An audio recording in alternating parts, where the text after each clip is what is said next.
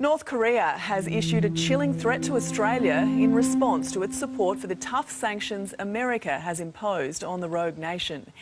In a statement, the North Korean military regime condemned a visit by Julie Bishop to South Korea last week. Australia stands with the Republic of Korea in solidarity against the provocative and illegal behaviour of North Korea.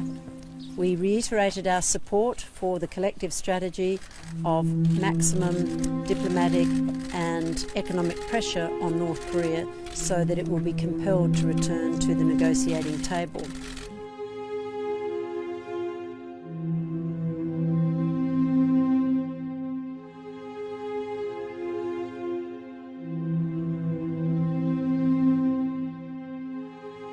North Korea has described our support of the US as a suicidal act in yet another dramatic warning to the Australian government.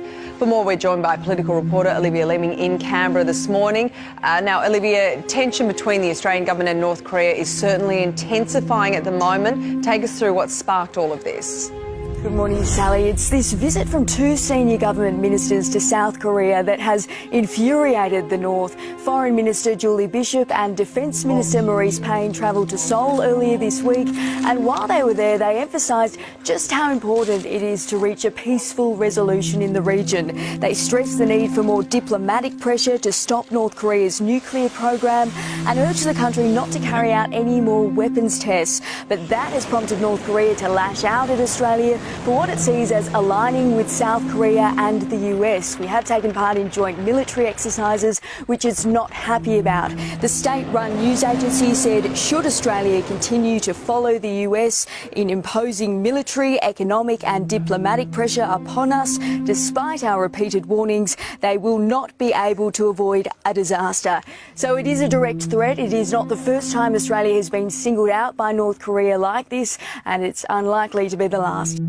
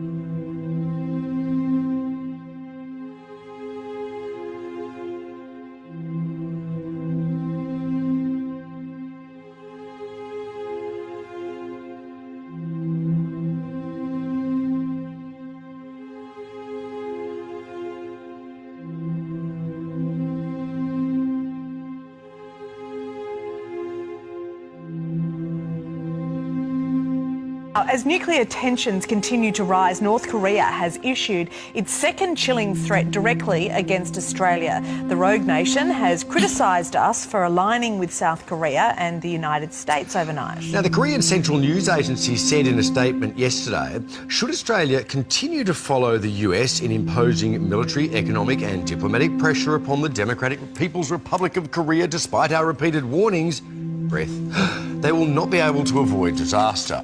For more on this, we are joined by our foreign editor, Dr. Keith Suter. Morning. Keith, a credible threat?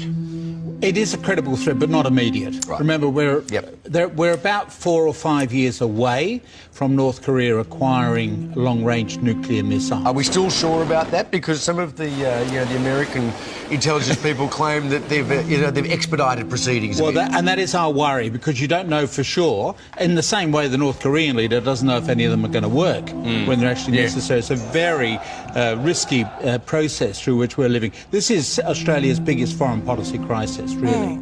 So, look, it's unrealistic that we would distance ourselves from our greatest ally, the US. So what can the Australian government do from here? I mean, this has really come about because Julie Bishop, our foreign minister, has been there, right? Yeah, has been in the demilitarised zone. And reaffirming Australia's position. And there's really very little we can do. We're not going to suddenly be involved in attacking North Korea or anything like that, but she has made it quite clear to the North Koreans that Australia stands with the United States and South Korea, and also trying to provide a message of reassurance to South Korea and Japan as well. The fear I've got is that in 5 years' time, South Korea will acquire nuclear weapons and the Japanese will do so. Well, already, if we're talking about an arms race in the Pacific, the Australian government's already talking about a whole new fleet of ships armed with sub, anti-missile, capabilities and things. So it's on already, isn't it? It is, in a sense, absolutely. And of course, you've also got in Japan pressure to get rid of their pacifist constitution and acquire more military hardware. And a lot of us remember the last time the Japanese had got a lot of military hardware as well. So yes, you see, this is a knock-on effect. We're not just talking about one rogue regime, so to speak, but something which will ricochet through the political system. If we're talking about our allies, the US, and the situation that we are now in under President Trump, you've told us before that both leaders have got themselves, North Korea and America, have got themselves backed into a corner. How do you see that they can get themselves out of the corner? Well, the only suggestion really is to have a mediator go in, like a European country, and try to be the honest broker. We've seen that before in other peace deals. So you have an honest broker going in, try to mediate it. But the problem is the North Korean leader has made it quite clear what his long-term strategy is, which is to acquire nuclear weapons. That's the game changer. And it's very difficult to see how any sort of mediation is going to end up with North Korea saying, we will now surrender our nuclear weapons. He's whipped up this hysteria in North Korea. He can't very easily back down from it. I mean, it seems to be his chief mode of foreign policy, doesn't it? Absolutely. He can't back away from that. No. And America has said, we won't recognise you if you are a nuclear power. Yeah. All right, thank you so much. Thank you. Thanks, Keith. North Korea has warned of disaster should Australia continue backing the United States. Prime Minister Malcolm Turnbull says Australia will come to the aid of the United States if they're attacked by North Korea. 7 News US Bureau Chief Mike Amor joins us now from Los Angeles. And Mike, Donald Trump says the time for talking is over, and Malcolm Turnbull says Australia has got his back.